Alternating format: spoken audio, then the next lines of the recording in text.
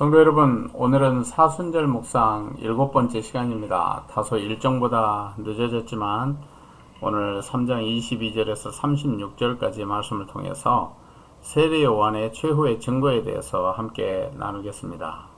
오늘 본문에 등장하는 핵심 인물인 세례 요한, 그는 성경의 역사와 하나님의 구원사에서 대단히 중요한 사람입니다.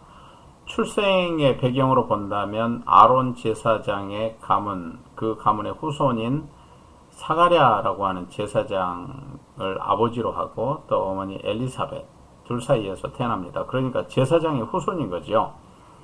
그런데 예수 그리스도의 오심, 메시아의 증언, 그리고 그리스도의 오심을 예언했던 사람들을 선지자라고 한다면 그 선지자의 계열로 볼 때 세례 요한은 마지막 선지자라고 말할 수 있습니다.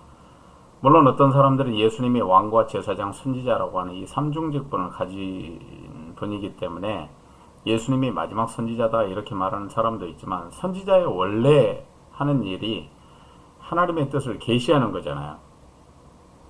그래서 그리스도의 오심을 계시했던 선지자의 역할로 볼 때에 세례 요한이 마지막 선지자라고 보는 것이 맞다고 봅니다. 이런 세례 요한이 예수님보다 6개월 먼저 태어났습니다. 그리고 예수님의 친족이죠. 이 세례 요한에 대해서 구약 성경에서 이미 예언되었습니다. 이사야 40장 3절의 말씀을 보게 되면 광야에서 외치는 자의 소리다. 구약에서 예언되었던 세례 요한이 구약에서 예언되었던 메시아이신 그리스도를 예언하는, 그리고 그 오심을 준비하는 사람으로 광야에서 외치는 자의 소리라 라고 이렇게 증언하고 있습니다. 그런데 세례 요한 자신도 하나님께서 그렇게 메시아의 오심을 예언하는 그러한 선지자로 불렀다는 사실과, 그리고 또 자신이 하나님 앞에 그 일을 감당해야 되는 소명이 있다는 사실을 아는 것에 대해서 몇 차례 얘기를 하죠. 예수님께서 이와 같은 세례 요한에 대해서 하신 말씀이 있습니다. 여자가 낳은 자 중에 요한보다 큰 이가 없도다. 가장 큰 자라는 말이죠. 그렇지만 하나님의 나라에서는 아무리 작은 자라도 저보다 크니라. 다시 말하면 하나님의 나라에 들어가는 주의 백성들은 모두 큰 자라는 말이죠. 그렇다고 해서 세례 요한을 낮추는 말씀은 아닙니다. 우리가 그와 같은 예수님의 말씀의 비유를 우리가 잘 이해해야 되는 거죠. 이와 같은 세례 요한은 광야의 사람이었고 회개 세례를 베풀었고, 그리고 타협하지 않았었던 고든 선지자였다라고 하는 것이 우리의 인식입니다. 오늘날 거룩한 성도의 도리를 쉽게 저버리기 쉬운 시대를 살아가는 우리에게 세례 요한은 참으로 닮거나 본받기 어려운 사람일 수도 있겠습니다. 그렇지만 세례 요한이 자신에게 주어졌었던 하나님의 사명, 하나님의 소명을 감당하는 삶을 돌아보면 우리는 분명 세례 요한이 닮기 어렵고 또 우리가 따라가기 어려운 신앙을 가졌다고 해서 제쳐둘 만한 그러한 믿음의 선배는 아니라는 사실을 알 수가 있습니다. 그렇다면 이제 세례 요한이 예수 그리스도를 증거했었던 그 환경, 그 상황이 어땠을까? 오늘 본문의 말씀이 이렇게 말합니다. 22절에서 24절까지 보게 되면 예수님께서는 제자들과 함께 유대 땅에서 세례를 주셨습니다. 그리고 요한은 살렘 근처, 그러니까 예루살렘 근처에 있는 에논에서 세례를 베풀었다고 나와 있습니다. 그리고 그 에논에서 한 유대인과 대화를 하게 되는데, 그 유대인이 말하기를 사람들이 다 예수께로 가더라. 그러니까 당신은 누구냐, 이런 식의 얘기를 한 거죠. 그때에 요한이 그 유대인에게 답한 내용이 있습니다. 그것이 이제 우리가 함께 보려고 하는 예수 그리스도의 증거의 내용이고, 그 요한의 대답은 두 가지로 나눌 수가 있습니다. 그래서 증거 첫 번째 그리고 증거 두 번째로 나눠서 우리가 보려고 합니다. 그런데 이 요한의 대답에 들어있는 예수 그리스도의 증거 내용을 보기 전에 우리가 함께 나누고 싶은 것은 유대의 정결의식과 세례 요한이 베풀었었던 그 회개의 세례의 내용을, 그 배경을 우리가 이해할 필요가 있습니다. 보통 세례 요한이 정결의식을 강조했었던 쿰란 공동체 의식을 따라 한 것이 아니냐, 그 영향을 받았다, 이렇게 주장하는 사람들이 있습니다. 그래서 세례 요한은 에세네파 사람이다 이렇게 말하기도 하는데, 물론 세례요한의 청빙, 광야 생활, 그리고 또 금욕 생활이 당시에 쿰란 공동체 생활과 많은 유사성이 있는 것도 사실입니다. 그렇지만 쿰란 공동체의 정결의식과 또 세례요한의 선포 내용이나 회개의 세례가 그들의 것과 동일하다고 보기에는 무리가 있다고 봅니다. 쿰란 공동체는 12지파로 나뉘었습니다. 물론 예수님 이전의 쿰란 공동체, 그러니까 에세네파도 그렇게 공동체를 이루었는지는 우리가 알 수 없는데, 나중에 복음 공동체로서의 쿰란 공동체는 12지파로 나누고 1000명, 100명, 50명, 10명 단위로 나뉘어서 공동체 생활을 했습니다. 재산은 공동 소유하고 또 남자들, 여자들, 그리고 아이들도 그곳에서 살았습니다. 매일 새벽과 저녁에 정해진 기도 시간을 가졌고요. 정결의식을 중요하게 여겼습니다. 영적인 순결을 중요하게 생각했기 때문에 그들은 늘 이 목욕의식을 통해서 또는 특별한 정결의식을 통해서 일정한 학습이 끝난 다음에 이 베프티즘이라고 하는 이 예식을 행했다고 합니다. 마지막 종말을 준비하는 하나님의 참 백성들로서 정결해야 한다라고 그들은 생각했습니다. 예수님 이전에는 바리새파와 사두개파와 함께 큰 주류층의 하나가 에세네파였죠. 이들이 그 쿰란 지역을 중심으로 해서 영적인 정결과 또 오실 메시아를 기다리며 공동생활을 했습니다. 그러니까 유대의 한 분파로서 에세네파였던 것이죠. 그런데 이 에세네파가 1세기 정도에는 없어졌습니다. 그리고 예수님의 십자가의 죽으심과 부활 사건 이후에는 나중에는 1세기가 지나면서는 복음을 가진 공동체가 이 사회에서 함께 살았는데 그들은 메시아요 또 주님이신 예수 그리스도를 다시 오실 주님을 대망하며 거룩한 이스라엘 하나님의 백성이라고 스스로를 자인하며 공동체 생활을 했다고 합니다. 그들이 남긴 중요한 유물들이 있죠. 성경에 사본도 있고 기도서, 신학서, 구약 해석서, 규율집 등이 있습니다.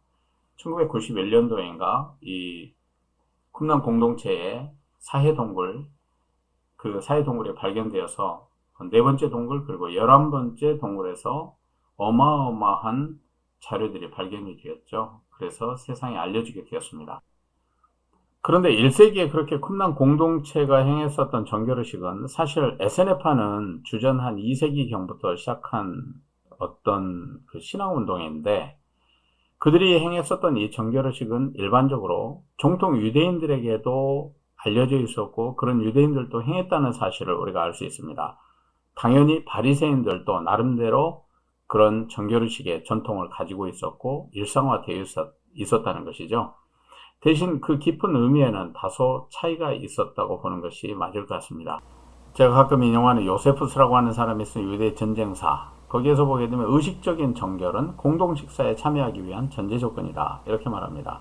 그러니까 공동식사하기 전에 손을 씻고 그래서 육체적인 정결을 이루고 하나님이 베푸신 식탁에 앉는다고 하니 그 마음의 정결까지 요청하는 것이 유대 사회에서는 일반화되어 있었다는 것이죠. 이 유대 전쟁사를 쓴 사람 요세푸스는 원래 플라비우스라고 하는 가문의 이름을 가진 사람은 아닙니다. 원래 이 사람은 유대 사람이니까 마타티아 하스몬 왕조의 아들인 요셉이라고 하는 이러한 자기소개를 통해서 이 사람은 왕손이었구나 이렇게 알게 되었습니다. 이 요세푸스는 원래 유대인 정치가요 또 로마 군대의 한거에 있었던 유대 군대의 리더였습니다. 그런데 이 사람이 로마 군대의 포로가 되고 나중에 로마 황제가 풀어주어서 생존하게 되고 로마 시민권자가 되었죠. 그때 받았던 이름이 플라비우스, 그러니까 로마 황제 가문의 이름을 받은 것입니다. 그런데 이 요세푸스가 로마 군대 장군이었던 티투스의 막료가 되고 티투스와 함께 유대인들의 최후의 한거지였던 마사다에 함께 있게 된 것입니다. 그러면서 모든 전쟁의 현장에 있었던 이 요세푸스가 나중에 기록한 책이 유대 전쟁사가 된 것이고 또 유대 전쟁, 사회, 문화, 종교 그리고 다양한 문물에 대한 기록들을 가진 유대 전쟁사가 되어서 후대가 그때 당시에 예수님 당시 시대를 연구하는 데 아주 중요한 자료가 된 것입니다. 사진에서 보듯이 마사다는 요새입니다. 원래 헤롯 왕이 여름 별장으로 지은 것인데, 여기에 특이한 것은 정결 예식탕이 있어요. 이 정결 예식탕은 식수용이 아닙니다. 식수용은 따로 있고 정결 예식탕을 따로 만들어서 그 히브리인들이 가지고 있었던, 유대인들이 가지고 있었던 기본적인 정결 예식이 얼마만큼 중요했는지를 보여주는 유물이기도 합니다. 이제 우리가 살펴보아야 될 것은 유대 중간기 시기와 또 1세기까지 있었던 정결의식, 그러니까 유대의 정결의식과 또 에세네파 가지고 있었던 정결의식, 그리고 세례 요한이 베풀었던 회개의 세례, 그리고 기독교의 세례의 그 내용상의 차이가 뭘까? 이것을 간단하게 나눠보고 싶습니다. 유대 정결의식은 물속에 잠기는 것이죠. 그러니까 육체적으로 정신적으로 정결해지는 것입니다. 예를 들어 식사하기 전에 손을 씻는다 라고 하는 거죠. 물론 탕 속에 들어가는 전통이 언제부터 생겼는지는 잘 모르겠습니다. 그러나 에세네파는 기본적으로 특별한 정결의식을 가지고 있었어요. 그렇기 때문에 오실 그리스도, 오실 메시아를 대망하며 신실하게 살아가는 경건한 유대인이 되고자 노력했던 사람들인 것이죠.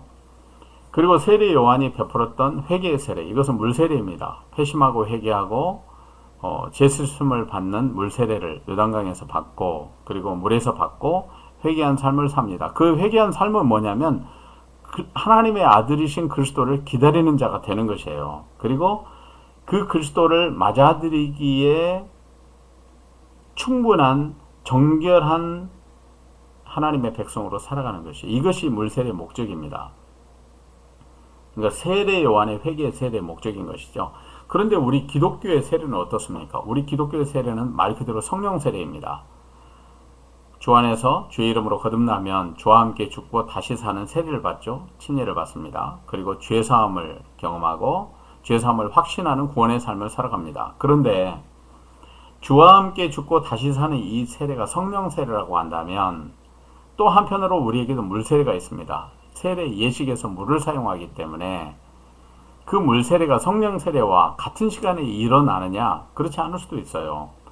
예를 들어 군대에서 다른 사람 따라서 세례를 받고 초코파이도 먹었는데 나중에 생각해 보니까 자신이 예수님을 인격적으로 만난 게 아니에요. 그래서 그때 받았던 물 세례가 전혀 의미가 없었고, 그리고 주님이 누구인지 모르는 인생을 살다가 예수 그리스도를 나의 구주로 인격적으로 만나고 영접했습니다. 그때서야 비로소 성령 세례를 받았어요. 그렇다면 물 세례는 무엇일까요? 지난날 군대에서 받았던 물 세례는 사실은 의미가 없는 것이에요. 우리에게 있어서 정말 중요한 것은 무엇입니까? 주와 함께 죽고 주와 함께 다시 사는, 그리고 거듭남을 체험하는 성령 세례가 우리에게 중요한 것이죠. 물론 교회 공동체 안에서 물 세례, 세례 의식도 중요합니다. 그런데 그 전제로 삼아야 될 것이 뭐냐면 이 거듭남에 대한 확신이 있어야 된다는 거예요. 그래야 성령 세례가 인증된 그런 물 세례가 될 수 있는 것이죠. 그래서 물 세례는 먼저 일어날 수도 있고 성령 세례와 같이 일어날 수도 있고, 그리고 성령 세례 후에 물 세례가 일어날 수도 있죠. 먼저 예수 그리스도를 인격적으로 만나고 예수 그리스도가 나의 구주인 것을 확신하는 사람이 나중에 물 세례를 받을 수도 있으니까 말입니다. 이제 우리는 다시 본질로 돌아와서 세례 요한의 대답과 최후의 그리스도 증거에 대해서 함께 나누겠습니다. 오늘 본문의 말씀을 보면 세례 요한이 예수 그리스도를 증거한, 예수님이 그리스도다 이렇게 증거한 부분은 두 개로 나눌 수 있는데, 30절까지는 유대인과의 변론 때 대답으로 증거한 내용이고, 그리고 31절에서 36절까지 말씀은 이어지는 본문의 말씀인데 그 성격이 다릅니다. 그래서 이 두 개를 나누어서 보고자 합니다. 세례 요한이 한 유대인에게 대답으로 말하면서 했었던 그리스도 증거의 내용을 함께 보겠습니다. 27절에서 30절의 말씀인데 그 내용을 보게 되면 하늘에서 주신 분에게 사람이 받는다. 그리고 나는 그리스도가 아니고 그분 이전에 보내심을 받은 자다. 이렇게 말합니다. 그리고 세례 요한은 또 한 가지 비유를 얘기하는데 신부는 신랑이 취한다. 그리고 친구는 기뻐한다. 나는 그 기쁨이 충만하였다. 다시 말하면 신랑이신 예수 그리스도가 신부인 하나님의 백성들, 교회를 취하고 자기는 기쁨으로 충만하였다. 이 얘기를 하죠. 그리고 아주 유명한 얘기를 합니다. 그는 흥하고 나는 쇠하여야 하리라. 다시 말하면 예수 그리스도만이 영광을 받으시고 예수 그리스도만이 흥하고 자신은 하나님의 거룩한 툴에 불과하다는 이 사실을 얘기하는 것이죠. 이제 두 번째 내용입니다. 31절에서 36절의 말씀인데 이 말씀을 보게 되면 두 가지가 증거되고 있는 것을 보게 됩니다. 다시 말하면 그리스도는 하나님이 보내신 분이다. 위로부터 오셨다 이 말이고요. 그리고 두 번째는 그리스도를 믿는 자에게는 영생이 있다 이 얘기입니다. 먼저 첫 번째 대목 31절과 32절의 말씀을 보게 되면 위로부터 오시는 이는 만물 위에 계시고 땅에서 난 이는 땅에 속하여 땅에 속하는 것을 말하느니라. 하늘로부터 오시는 이는 만물 위에 계시나니 그가 친히 보고 들은 것을 증언하되 그의 증언을 받는 자가 없도다. 그의 증언을 받는 자는 하나님이 참되시다는 것을 인쳤느니라. 이 말씀입니다. 그런데 우리가 유심히 살펴볼 단어는 바로 인치다 이 말입니다. 인친다고 하는 말은 예를 들면 이렇습니다. 어떤 사람이 더 높은 학위 과정에 공부를 하려고 입학을 받기 위해서 학교에 지원하면 그 학교에서 성적표를 보내라고 하죠. 그런데 그 학교가 성적표를 요청할 때 이런 얘기를 합니다. 인봉해서 보내라. 그리고 당신이 다녔던 그 학교에서 우리한테 직접 보내게 해라. 만약에 그 인봉된 봉투에 찍힌 인봉이 상하거나 아니면 그 인증 도장이 찢어져 있거나 상하게 되면 우리는 그 학교가 인증하는 성적표로 간주하기 어렵다. 이런 얘기를 하죠. 다시 말하면 오늘 이 본문에서 인쳤다라고 하는 것은 스프라기조 그러니까 도장을 찍어서 인증하고 확인하고 밀봉했다 이런 뜻입니다. 예수님이 증거하셨던 그 말씀, 그 테스터머니가 입증해주는 사실은 다른 것이 아니라 하나님이 참되시다 이것을 증거해주는 내용이라는 것이죠. 다시 말하면 하나님이 참되시다라고 하는 그 내용을 to seal, 그러니까 도장을 찍어서 인증하고 확인하고 밀봉했다는 거예요. 우리말로 쉽게 표현하면 증명해준다, 입증한다, 확인해준다 이 말 아니겠습니까? 위로부터 오시는 분이시고 하늘로부터 오시는 분이신 예수 그리스도가 하나님이 자신을 보내셨다고 또 자신이 하나님의 아들 그리스도라고 하나님의 나라의 복음을 전하는 분이라고 증언해도 받아들이는 사람들이 있어야 되는데 세례 요한은 그런 그리스도이신 예수님의 증언을 받아들이는 자, 다시 말해서 그의 이름을 영접하는 자, receiving testimony니까요. 예수님의 증거를 받아들이는 사람들은 하나님이 참되시다고 하는 사실을 믿고 받아들이는 사람이라는 것이죠. 그래서 오늘 예수님이 증거했던 그 내용이 다시 말하면 하나님이 참되다라고 하는 이 사실을 증거하는 사람들은 자기가 받았던 그 사실을 인증해주는 그 예수님의 증거를 자신의 믿음의 내용으로 삼는다는 것입니다. 쉽게 말하면 인증받고 확인된 그 사실을 절대 빼앗길 수 없는 은밀하고도 깊은 영혼의 내면 속에 소중하게 보관을 해서 밀봉한다는 것이죠. 이것이 인쳤다고 하는 말입니다. 참 굉장한 예수 그리스도에 대한 굉장한 증거가 되는 것이죠. 이제 두 번째 그리스도의 증거에 대해서 함께 보겠습니다. 세례 요한의 정말 최후의 증거라고 볼 수 있습니다. 34절부터 봅니다. 하나님이 보내신 이는 하나님의 말씀을 하나니 이는 하나님이 성령을 한량없이 주심이니라. 아버지께서 아들을 사랑하사 만물을 다 그의 손에 주셨으니 아들을 믿는 자에게는 영생이 있고 아들에게 순종하지 아니하는 자는 영생을 보지 못하고 도리어 하나님의 진노가 그 위에 머물러 있느니라. 이 전체적인 주제는 무엇입니까? 하나님이 보내신 자 그리스도를 믿는 자에게는 영생이 있다. 다시 말하면 그리스도는 하나님의 말씀이죠. 성령이 임한 분입니다. 하나님의 독생자 아들이십니다. 그리고 그 그리스도는 만물을 다 소유하시는 분입니다. 그래서 그 아들 그리스도이신 나사렛 예수를 믿으면 영생이 있고 순종하는 것이며 그렇지 아니하면 영생을 보지 못하고 하나님의 진노가 있다. 이런 말씀이죠. 여러분 지금까지 나누었었던 세례 요한의 증거의 대목들은 상당히 몇 가지가 있습니다. 오늘 함께 나눈 두 가지뿐만이 아니라 예전에 나누었었던 두 가지가 또 있습니다. 그래서 예수 그리스도에 대한 증거, 세례 요한의 증거, 그 내용들을 모두 압축해서 종합을 해보면 이 화면에서 보는 것처럼 한 7가지 정도로 나누어 볼 수 있습니다. 나사렛 예수는 누구냐? 하나님이 보내신 그리스도다. 그분은 누구냐? 하나님의 말씀을 전하시는 분이요, 하나님 말씀 자체이시다. 그리고 그분은 누구냐? 성령이 임하신 분이다. 그리고 만물을 소유하신 독생자이다. 그러므로 그 이름 예수 그리스도를 믿어야 영생한다. 그 이름을 믿는 자는 하나님께 순종하는 자이며 오늘 모든 영광은 오직 그리스도에게만 드려져야 된다. 하나님의 독생자에게만 그 영광이 주어져야 된다는 것이죠. 우리에게 참으로 도전되는 말씀입니다. 세례 요한은 생각해보면 자기 인생의 삶을 사명으로 살았던 사람이죠. 비록 친족이지만 그러나 그 나사렛 예수를 통해서 이 땅에 오신 메시아이신 그리스도이신 주님을 보았습니다. 그래서 자신의 삶을 바칩니다. 자기를 불렀던 하나님 앞에 그리스도의 오심, 메시아의 오심을 그 길을 여는 사람으로 삶을 살아가는 것이죠. 오늘 자신의 인생 최후에 그리스도를 증거했었던 이 세례 요한, 이 사람을 통해서 영감으로 떠오르는 그런 책이 하나 있었습니다. 그것은 내 생의 마지막 한 달이라고 하는 책입니다.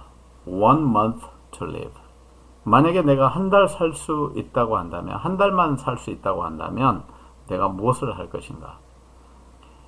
그 4가지는 이렇습니다. 열정으로 살라. 두려움 없이 사랑하라. 겸손히 배우라. 담대히 떠나라. 여러분, 내가 만약에 마지막 한 달만 산다고 한다면 내가 할 일을 어떻게 정리할 수 있을까? 여기에서는 이 4가지를 얘기했지만 사람마다 다를 수도 있습니다.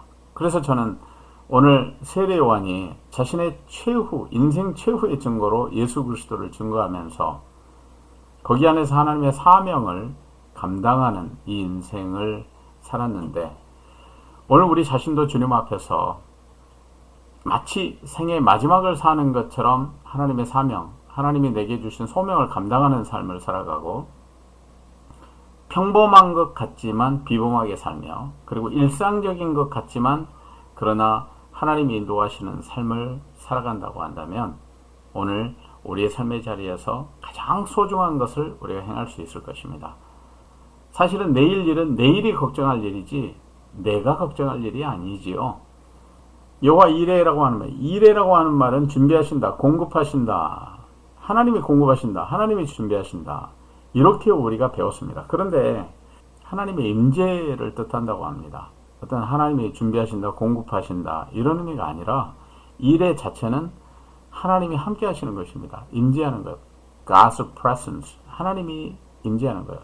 그래서 여호와 이레는 하나님이 임재하는 사건이 되는 것입니다. 내가 내일을 산다고 할 때, 내일도 하나님이 나와 함께 하시고 나의 삶의 자리에, 나의 존재에, 나의 심령에 임재하시기를 원합니다. 이것이 여호와 이레라는 거예요. 여러분, 하나님이 임재하시면 모든 것이 다 정리가 되잖아요.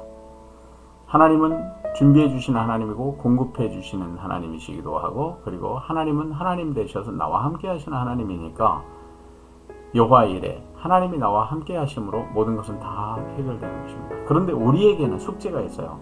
내 인생 최후의 날에, 그 최후의 날 같은 그 인생의 날에 내가 무엇을 하나님 앞에 감당하며 하나님께 드릴 것인가?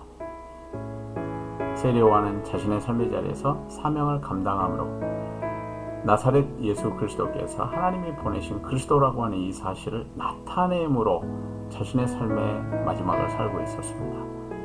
우리 모두가 비록 부족하지만 내 삶을 통해서, 내 입술을 통해서, 또 나의 증거를 통해서 하나님이 참되시다, 그리고 이 땅에 오신 예수 그리스도가 하나님의 독생자요, 하나님의 나라의 복음이시며 하나님 나라 자체시다, 이 사실을 우리가 증거해서 오직 예수님께만 영광이 되는 우리의 삶이 될 수 있기를 간절히 소원합니다. 다음 시간에 뵙겠습니다.